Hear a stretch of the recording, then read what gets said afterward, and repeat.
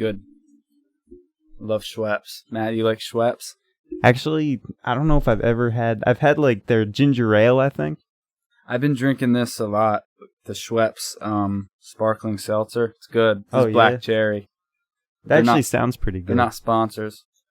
I was drinking Diet Mountain Dew for a while, but it was really fucking wreaking havoc on me. That stuff isn't good for you. I was gaining. It's acidic. I was gaining weight, which I tried. I worked really hard to maintain and exercise and shit. I was getting acne all over my fucking forehead. Really? Yeah. Yeah, and then I just didn't feel good, and then I quit.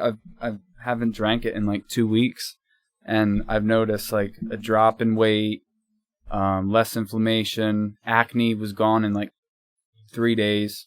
Wow, dude. Yeah, the effect of Mountain Dew and energy drinks and stuff like that is insane. The diet is I don't want to say worse than regular soda, but it's not a better alternative. Just like chemicals. Yeah, less calories, but like the artificial sweeteners alone will fucking kill you. Yeah. But what I liked about it was the taste. It does have a good taste, and I like a drink with like carbonation.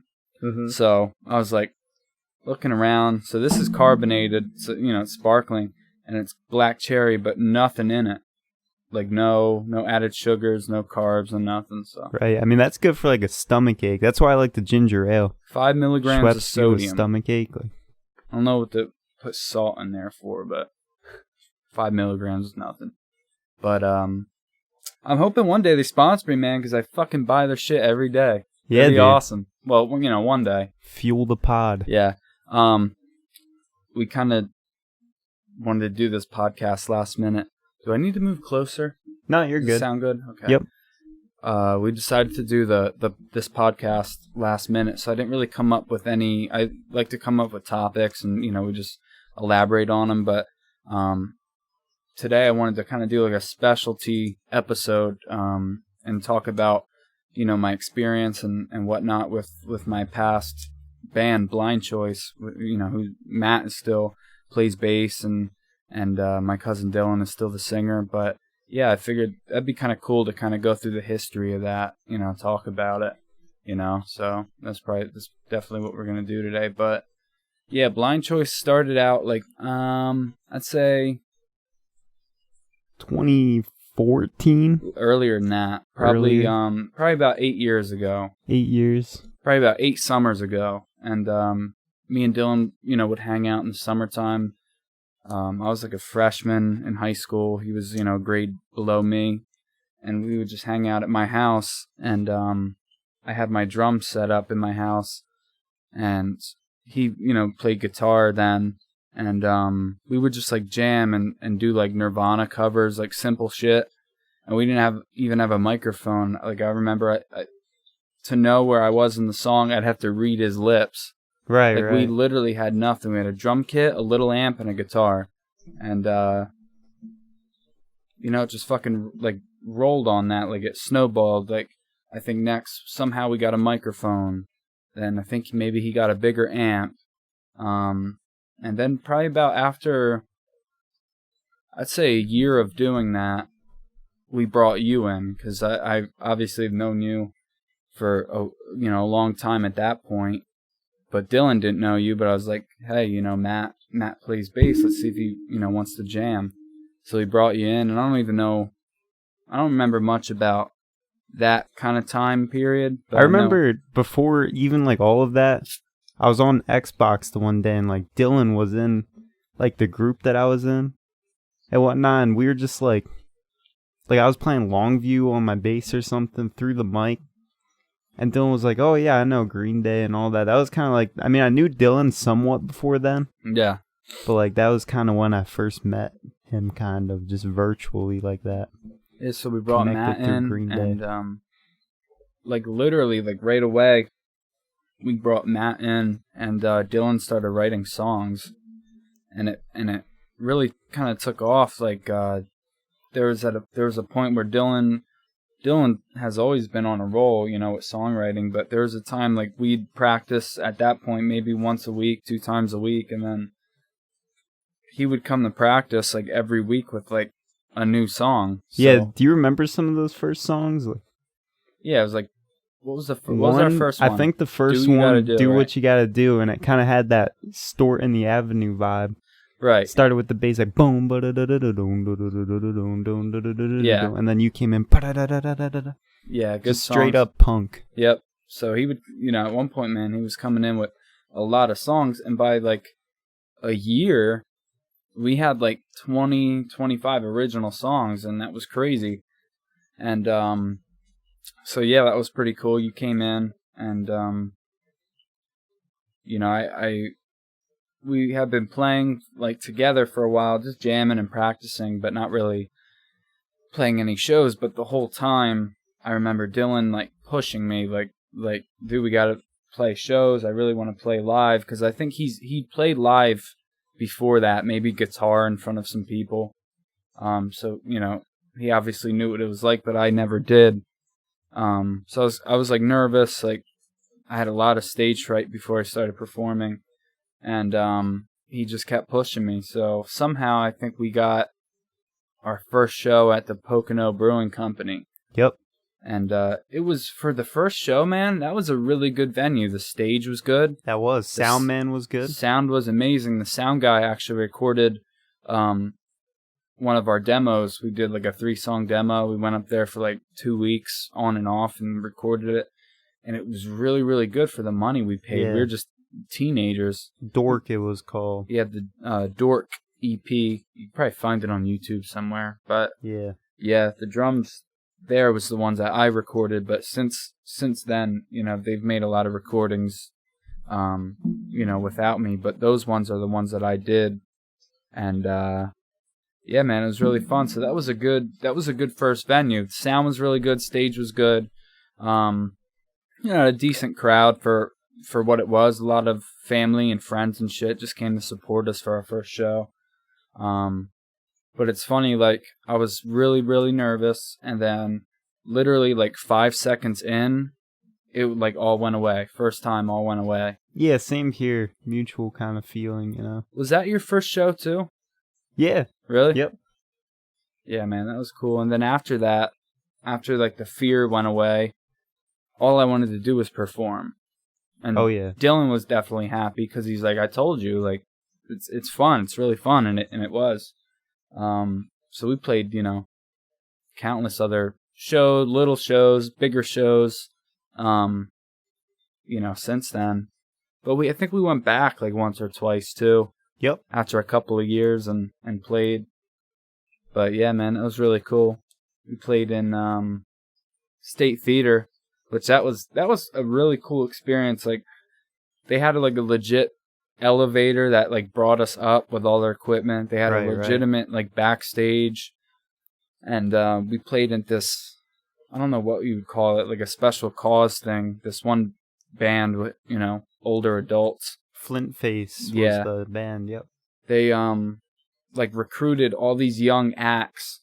They recruited like 10 artists, bands, or solo artists, and they wanted to do this like benefit concert. So we went and tried out. I don't know how long we waited, maybe a week, and we got passed. So, we made our set list and practiced it. We were tight, really tight at that point. So we go in. I forget what time we went in. It was kind of in the late afternoon, early evening. We had to be there. Mm-hmm. So we unloaded our shit, brought it up, and then I think we set it up. Wait, it's all coming back to me now. Out of that big stage, didn't every act have their own shit? Yeah, it was kind of like sectioned off, but it depended, because some acts were just like a girl singing or with a guitar, kid playing piano. Yeah, so our shit was already set up. We were one of like 2 bands or something. Yeah, there was like a lot of solo artists, piano kids, but yeah, there was like literally 10 artists, not including the main guys. And dude, they put us on second to last because we were like the most loudest like group, the better group, honestly. But we were like the loudest group, so they put us second to last. So we had to literally wait and sit, shitting our pants because we're so nervous. Yeah. for like an hour and a half, just sitting and That's waiting. right behind, watching all the other acts from the side. Yeah, so we finally were ready to go on. We walked behind the curtain, and we're like side stage, ready to go out. And I remember being like really nervous, because at that point, that was like the biggest show. Like I think even today it was the biggest show I ever played. You guys have obviously went on to play bigger stuff, but for me, and I was like really nervous. Like I was so nervous I couldn't see. Damn. And yeah, like I just saw blue and red and shit. And yeah, it was like tunnel vision. Like once they called our name, like it felt like I floated to my drum set. Yeah. And we played. And I don't know how you feel about it, but I feel we played good. I just didn't feel we sounded that good. I really don't remember much about it. I don't think we really played that one. It's so long ago. I don't think we really played good that day, because it had been the biggest stage we played on, our biggest crowd. We just weren't used to that big of a venue. We didn't have the best equipment. Yeah, we were kind of condensed into that sector, like you were saying, so the sound kind of, I don't know, it just got drowned out maybe. Yeah, something that Dylan's happened. Vocals weren't loud enough. At that point, Dylan had like a smaller amp. That's on YouTube actually too, I believe that. Yeah, so but still, like, nonetheless, the experience was pretty cool. And then we must have played pretty good, because I remember like we finished and we were backstage, we were all excited. Like I was relieved it was over. I'm like, thank God. And like we must have did pretty good, because there was like a bunch of girls who came up to us afterward and started talking to us. Right. It must have been, good enough for them to want to speak to us, For a little bit, yeah. But I always like the smaller places. Like they're more grassroots, intimate, style. Like, we played in smaller rooms, played like private like concerts. Like we did the sound, we set it up, which those were always like the best in my opinion, because we could do whatever we wanted. Exactly. But the sound guys at every venue always pissed me off, because they would like turn Dylan's guitar like way down, so they'd be like, they'd be like, Dylan, turn it down, like at sound check, and he'd turn it down, and when they weren't looking, he'd just turn around and turn it back up real quick. Remember that? That's still going on today, Is it really? Yeah. Does he still do that? Oh yeah. Oh damn.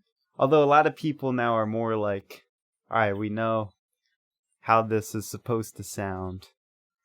How this band, it's a punk band, it's got to have this loud thrashing guitar. Yeah. So. Dude. What was I going to say? I was going to say the story about our CDs at school, but I already told the story like 2 times on this podcast already. Oh yeah, one with Liam and Joey, I think. Yeah, we were trying to give our fucking demo CDs out at lunch, just like giving them out to kids and our friends.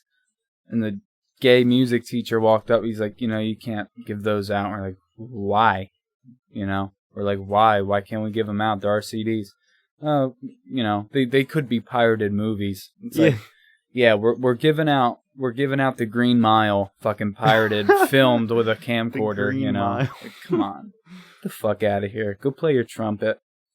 We're a real band. Yeah, that pissed me off. The school was never really that supportive of, at least I took it away. Like, they were never that supportive of a band. Nah, there was a few teachers, though, that were really into it, Yeah, Mrs. Our math teacher. I don't know if I should say her name. Doesn't matter, though. I forget her name now. Well, honestly. Our geometry teacher, Yeah, you know who you know what I'm talking about? Yeah. Yeah. She was really cool. She was a really nice lady, man. Yeah, a couple teachers. Even our English teacher. There was a Jewish fella who liked us. Right? Yeah, you know who he is? No. I forget dude, I'm forgetting all my teachers' names now. It's been like forever since we've been in school. Oh, economics and all that? Yeah. Yeah. Yeah, he was Devin's arch rival. Right. Yeah.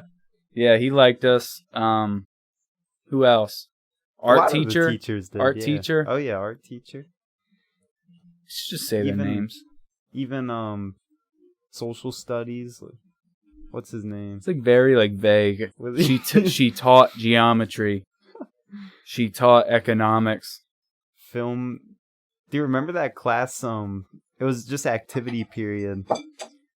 film. Drumstick. We watched like the real old movies with that older kind of teacher who retired. Yeah, that was freshman year. He retired after that year. Yeah, yeah. And then the lady next to him, they were both like there for years. She had like Mrs. Dada. Yeah, yeah. They were there our first year. That was their last year.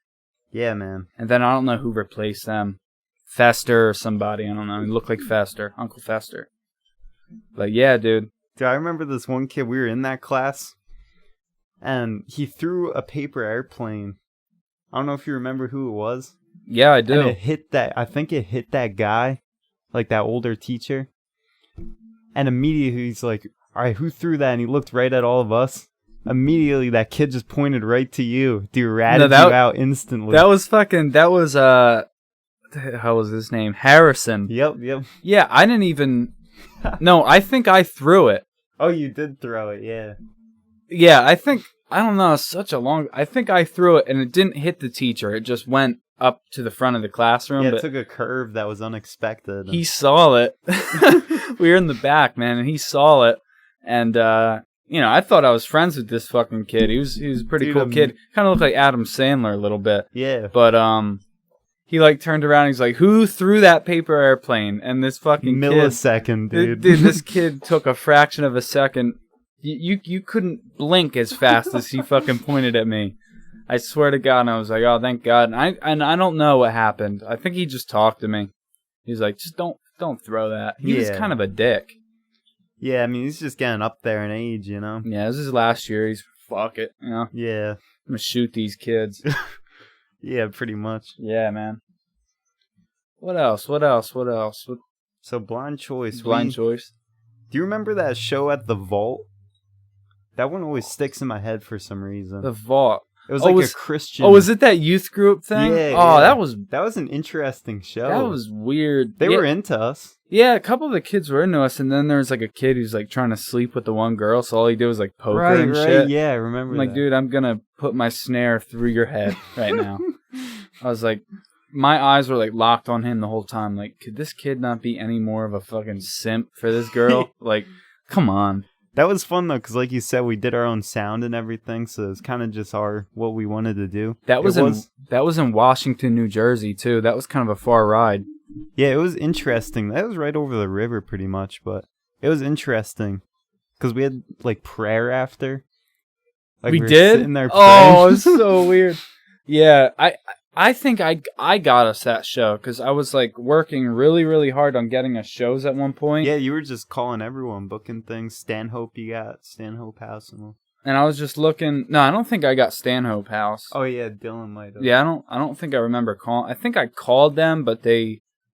Yeah, so I like called this place. I didn't know they were like a youth center, like youth like church thing. And I thought they were just like a little hole in the wall venue. So I called them and there's like this guy and he was like super like excited that somebody called him, but like super weird. He was like just like overly excited. And he's like, yeah. Come play. When's a good date? And I gave him a date and he's like, yep, see you then, yep. And then I don't know. Do you remember that guy? He was a nice guy. Yeah, he was a nice guy. Oh, yeah. He was just a little, like, you could tell he was, like, not used to booking bands. Right. I mean, hey, play anywhere and everywhere, though, you know? A show's a show. So. Yeah, I remember playing, like, 2,000 Light Years Away. We played that song Relive. It was an original. Yeah, we actually played like pretty good there. Of that. Yeah, that was a showcase of that song. And actually, we've been working on that song recently, like, trying to revamp it. Then we played Reverb in, was that Scranton? Yeah, no, that's Reading. In Reading. That was cool. That was the big Super Bob we played with. Yeah, don't get me started on that. That was cool though. It was the first time I ever played on like a drum riser, like a drum stage. Yeah, that was a nice stage. That was pretty cool. But then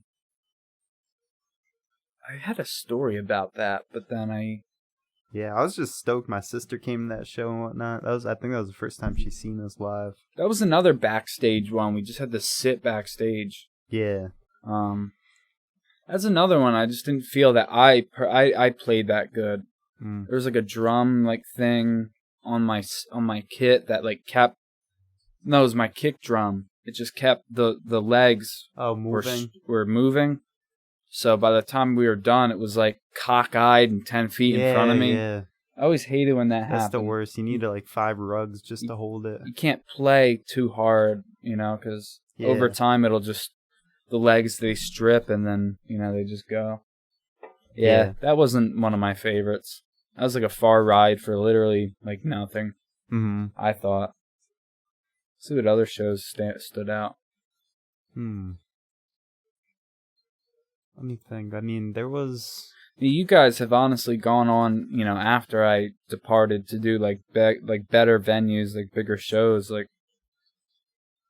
to date. Like, what's your favorite show or biggest show you played? Favorite? Oh, I mean, well, I was thinking too. Another good one that was with you was at your house, like that cold ass Halloween party. Oh yeah, the Halloween that was party. Fun. That was pretty cool. There's a lot of kids there. Yeah, kids from Penargil just showed up. Oh, and then we played at my 17th birthday party, too, in the summertime. Remember that? Yeah. And we went to the carnival afterwards. Oh, yeah, man. Remember that? That was actually kind of like our first live thing. Something, because we played in your backyard. Yeah, it was in the yard. No, but I think...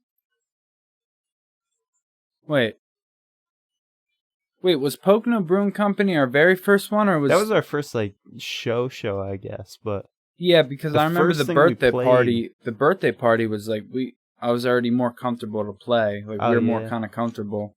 Yeah, I don't think that was the first one. Yeah, that was always fun though.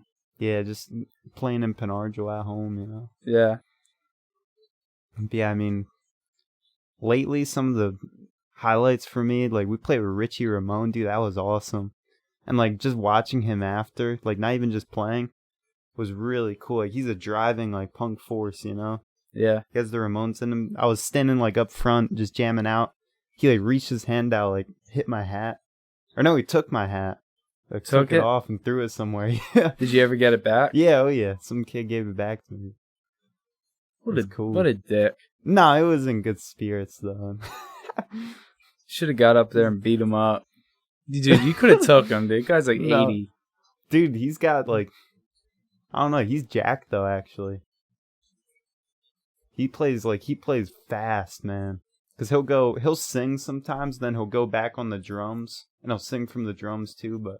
I could do that. Dude, he holds a good rhythm. I could probably play faster, honestly. I don't care who you were with. The Ramones, Rush. I could play better and faster.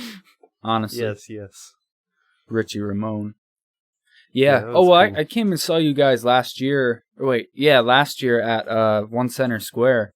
That's a cool venue. That was fun. That's we play with Another Day Dawns there. I want to try once we get a bass player and we're like ready to perform, and once places start opening back up again, which hopefully they will. Even this year, I hope. Later on this year. I want to try to get in there.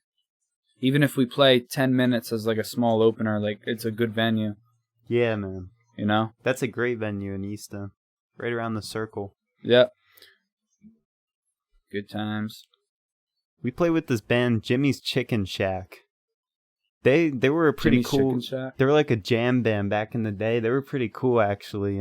The old guys? They're starting to get up there, yeah. But the guy, Jimmy, like after the show, we're back there talking to him. He's drinking a full bottle of Hennessy. Just like sipping on it back there. And he, like, I swear 1,000 times, like, but did you guys have fun? He just kept saying that. Like, did you guys have fun? Really? Yeah, and he was cool, though. Like, it was just funny, though. He just kept asking that. We're like, yeah, man, it was awesome. Do you guys have lungs? Yeah. How old was he? Oh, I don't know. Maybe like 50 at that point, 40s.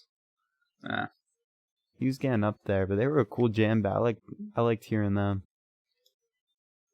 That was cool. We went to a cool show back in the day, seeing Slightly Stupid. Remember that? Yeah. At the Sands. Yeah, that was cool. We didn't play there, of course, but we went. Stick Figure played with them.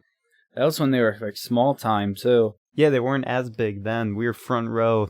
Dude, the bass was incredible. Bass was good. Which one did you like better? Which like which show did you like better? Like when you and I went and saw Slightly Stupid, or when you and I 2 years ago went and saw Iration? Oh, that's a rough one. I really like that Iration. I wish the fucking ticket would have worked, so we could have seen like Fortunate Youth before, but we got to see Pepper then. Yeah. Too at that show. That was really cool. I was glad we got to see Pepper. When me and Matt, 2 summers ago, well, this year, it's going to be 2 summers ago, we went to Philly to the Fillmore to see Iration, a really good reggae band. And, it was a really cool venue. A lot of people came out. But we bought, like, tickets on the phone, so we had to show our phone, and that would be, like, the ticket, I think. We didn't actually have, like, paper tickets. So I forget what it was, but we couldn't figure it out. The email was just lost in a vast sea of emails that I never looked at. The email was lost, so we're, like, sitting in this, like, little lobby, and we're, like, shitting our pants. We're like, oh, my God. Like, came all the way out here. Do we drive to Philly? And now we can't get in. Pay $40 each, and now we can't get in. Like, we thought we were, like, robbed. Like, we thought, like, somebody, like, fucked us over. But eventually, I forget how, but eventually you called the place, and it worked. Yeah. And then, so we got in, and we were right in time for Pepper, which they were really, really good. And Iration was obviously on point, so that was really fun. Yeah, that show was Stick Figure and Slightly Stupid. I didn't know about Stick Figure before then. No. But I really like their sound. Like, they have a real simple kind of sound. Like, a lot of their songs are just 2 chords, but just a really good sonic sound. And that got me really into that band after that. Yeah. I still listen to them, like, almost every day. Yeah, good band. That was fun. So that was a great discovery there. I remember when we would play, we mostly play with other bands, like doing like smaller shows in like smaller rooms. So there'd be like 2-3 bands, on the, booked. And I remember me and Dylan like couldn't stand any of them. Couldn't stand the individuals, the bands. We'd make fun of them. Dude, we'd make fun of their music. Yeah. We would just fucking destroy their fans even. And their fans, we would destroy their fans. We're like, look at these pussies. Like, they don't know real music. But, like, they were kind of, like, stuck up, some of these bands. Some of them were good, though. Like, some of them were cool, but, like, just, I don't know. But us kids at that age, like, you're just competitive, we're in competition with them. Yeah. So we, instead of, like, building up, like, like, a relationship and maybe like future like gigs, like no, like just trash them and make fun of them, make fun of their moms, like venomous. Dude, we'd make fun of their moms and shit. Yeah. We never even met their mom. Like we were venomous, brutal with our fucking making fun of, and then we'd go on stage and kill. Yeah, it was a lot of fun. What are we at right now? 28 minutes about. Not bad. Not bad. How's school going? School good. It's starting up. What, the 25th? 2 days from now? Are you in your last year? Yeah, of NAC. So I got to transfer to another school. What school are you going to? I don't know yet. Dude, I'm not going to... Well, I put in, like, applications. One is, like, the safe one is East Stroudsburg University. That's right around here. I heard that's a good school. Yeah, I mean... It's easy for me, just stay here, but I actually applied to 4 out in California, dude. Four? 4 different schools. Oh, 4 different schools. Yeah, out in California. Damn, dude. That would be nuts. Yeah. That would be leave a lot of stuff behind here for a little while, but yeah, just 2 years, experience something else. Yeah. Yeah, it'd be pretty cool. Sister's out in Portland, so like there's someone kind of close out there. Matt has to draw naked women in his classes. Do you still do that, or that was just like one semester you had to do that? That was 2 different semesters, like any drawing classes and painting too, which I'm more in graphic design, so it's more virtual stuff now. I don't have to take painting. But yeah, they bring in the models. Damn. Actually, I think they do that for photography too. Are But they since paid? it was online, yeah, oh yeah. Oh. I don't know if they're paid good, but Here's $1. yeah, And your day off, come in here come and in with a strip. robe and Yeah. Disrobe in front of all these kids. Yeah, no, I heard for the photography class, you could bring in like props then for the model to like pose with. You bring in like a Glock, like they're just holding like a gun. Yeah, but I didn't take it online, so we didn't have to do that because of COVID and whatnot. So I got a samurai sword. Here, hold this. yeah, yeah, man. Fuck, that's weird. That's like a weird like shocker. Like That's how you learn anatomy, though, for sure. Drawing anatomy. Whoa. Get the muscle memory. What else? What else about the band? Do you remember doing like playing at East Stroudsburg actually University, and we did the interview the radio. There? That was cool. Yeah, we did that a couple of times. Yeah. The sound was so bad. It was so fucking bad. Oh, listening back, yeah, I was like, yeah, the guitar sounded like it was coming through like a 1940s like amplifier, like powered by fucking stone. Like it was like so bad, but because we were in this little room with this drum kit. And I think they were real serious too about it. They're like, "Oh yeah, mic this here, put that there." They were really they were really like picky about where the amp was sitting, and this and that. But then like we'd play a couple of songs, and they'd bring us into the other studio with like mics like these kind of, and just like ask us questions. That was fun. Yeah. But yeah, that was pretty cool. That was pretty cool. We did a couple of those. That kid who ran that recently messaged me out of nowhere, like text messaged me, and it's been like 5 years since I even talked to that kid. And he asked me something about if we could like play in something. I'm like, I'm no longer with those guys, man. And he's like, oh, sorry. Damn, you should have said, but I do have Blisser. Yeah, I might not have even had. No, we weren't. I didn't even form it yet.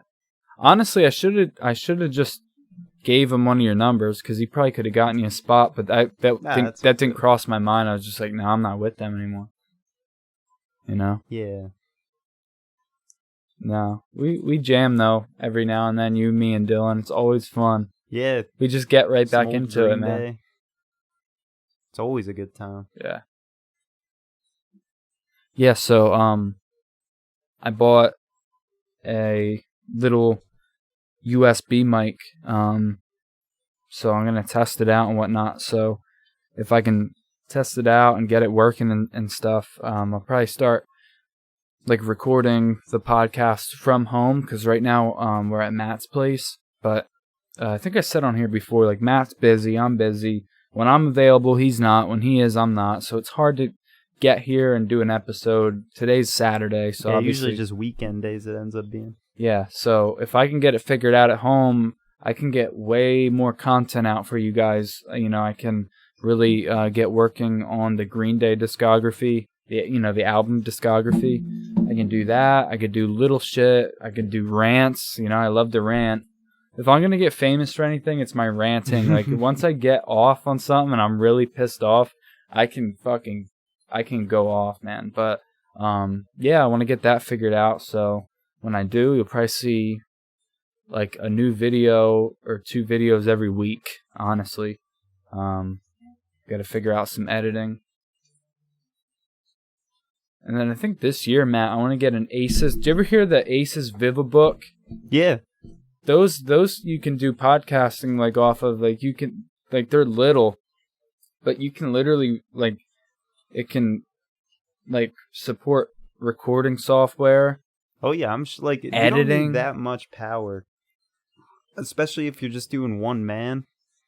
Like sometimes when you get a couple people getting on, like it's a lot of power going in that you need. But if it's just me and one person, yeah, you don't need that much power to run it. Like so that would be good. Could I literally run this podcast from like an Asus laptop, or is a VivaBook a laptop or is it a tablet? That's a laptop. Yeah, could I like run this podcast from like a laptop, Yeah. a good recording software, a little interface thing where you plug the mics in. Yeah, for sure. And that's it. For sure. Like, bring these mics home. Like, I can run the whole thing off that. Yep. Sweet. Yeah, because I was thinking, like, do I really need to get, like, a real expensive PC and desktop? Like, nah. There's podcasters, like, they have the most minimal, like,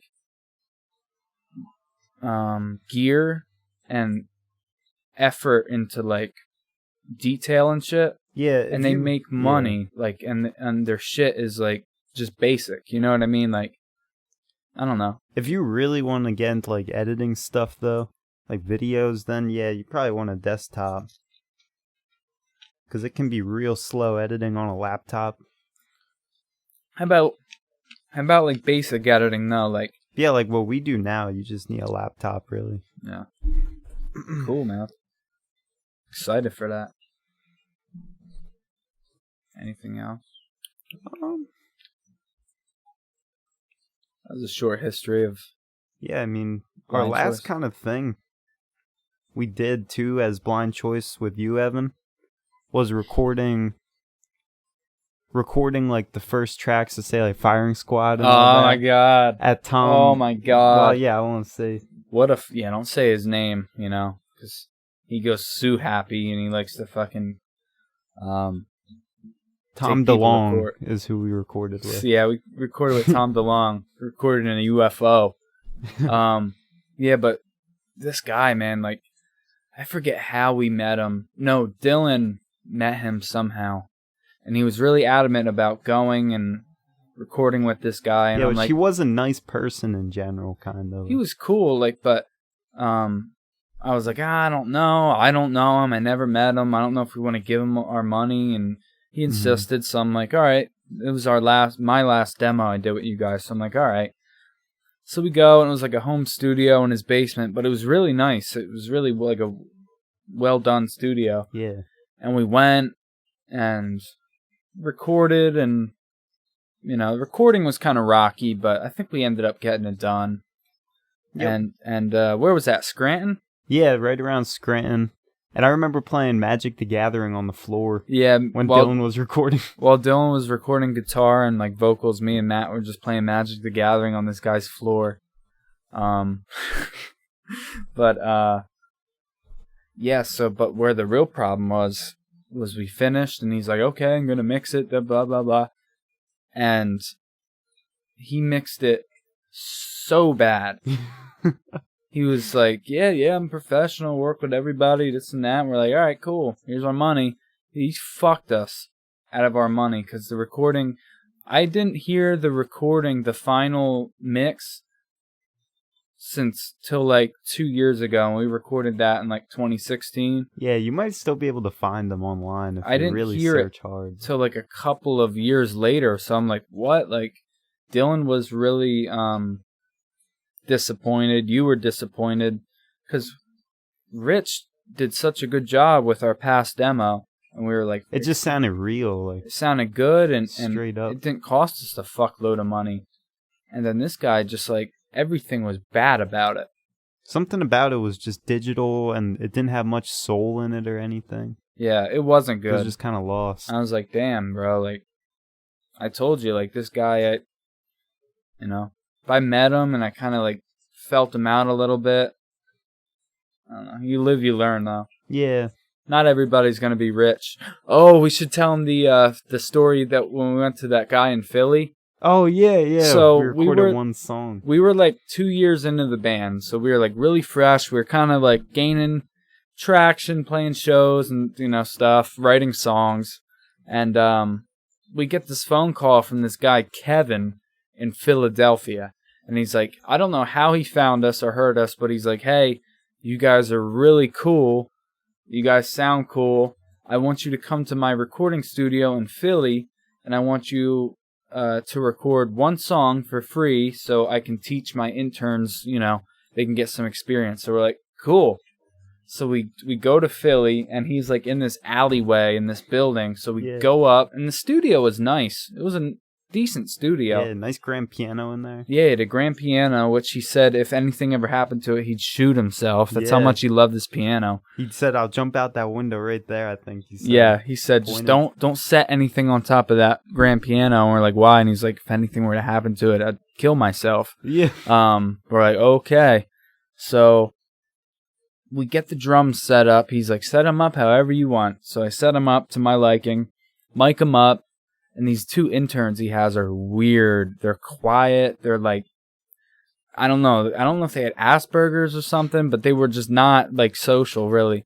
And so we get set up.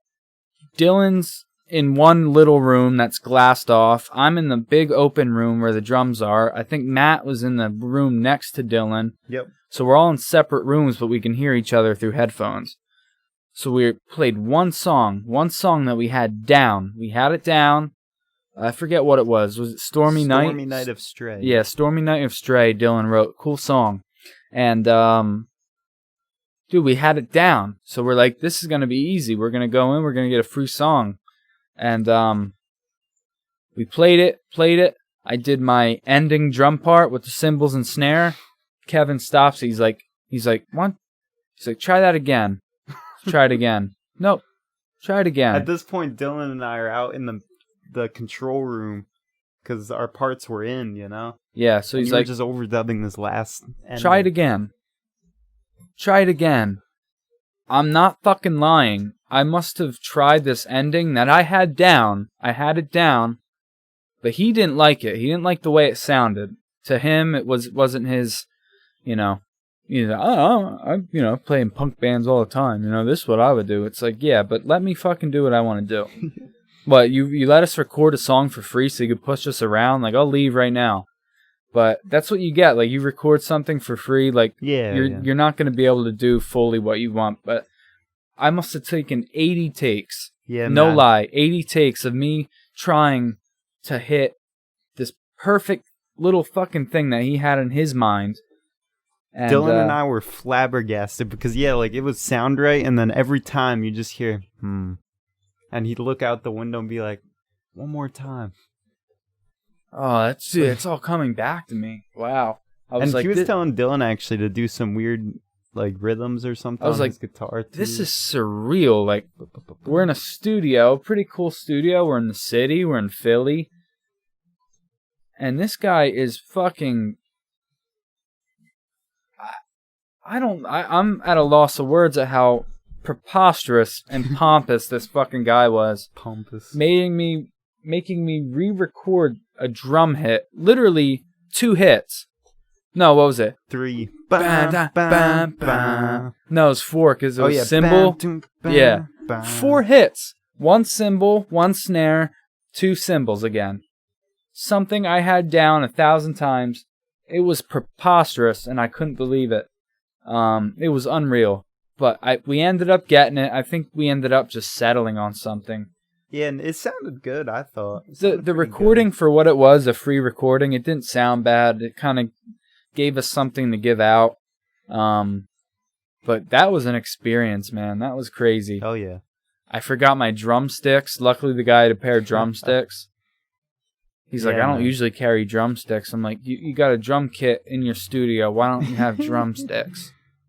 Dickhead. Oh, yeah. That was an experience, man. You live, you learn. Sure. You know? You're always going to have weird shit you run into being in a band or, being an artist, stand-up comedian. Yeah, especially with the art forms, you're bound. It's not just going to be easy street with people. You're running into so many different kinds of people in so many different cities. I was thinking about doing stand-up. I just don't know where to start. Dude, that would be intense. Music is my number one. But why stop there? Why you do good. Why only tell myself, oh no, I'm only allowed to do music? Why? Why can't I do podcasting? Why can't I do stand-up comedy? Why can't I paint pictures? Yeah. It's good to reach different avenues like that. I think I could do stand-up if I could get over getting on stage alone. Getting on stage is one thing when you're with a bunch of your best fucking friends, and you have confidence that you're gonna play good.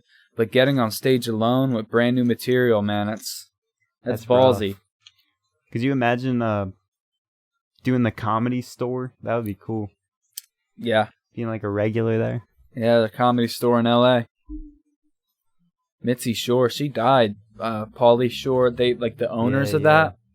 Pauly Shore's mom died a couple of years ago. Mm-hmm. I think they're under new management now, obviously, but that's like a staple, man, in comedy. Like, yeah, you always hear about it. Like every comedian seems to be there. Comedian started off as a doorman, then they were an unpaid regular, and then the big thing was Mitzi Shore passes you as a paid regular. Then you're in there, a couple times a week, you get paid, which there's no better thing, man, than getting paid for doing what you want to do. Like one day I hope to get paid to do this, by whatever, how it happens, and like, being able to make money, make a living doing, you don't got to work some dead-end job. You don't got to sit in a fucking cubicle. Fuck that shit. So, work towards what you want. I'm doing it. It's a wrap. I think I'm going to wrap it up. Okay. I really don't got much else to say. That was kind of a random episode, so. But, yeah, so this will be up. I still have to get our Green Day episode 1. I think it's that one. I still have to get that one up on Spotify. I haven't got that one up yet. But you did send it to me. I saw that. So I'll get that one up. Matt will get this mixed up. And, we're on Spotify, Google Podcasts, YouTube. So like and subscribe. What else? Pandora? I think we might be on Pandora. I'm still waiting for them to pass me. So. I don't know. You got to get your shit together, Pandora. You're slipping. Patreon. Got a Patreon. So I'll put all the links in the description. So if you can, donate to the Patreon. If you donate $1, if you donate less, if you donate nothing, I appreciate you all the same. So, yeah, check those out. And I'll see you. Bye. Yeah, yeah, yeah.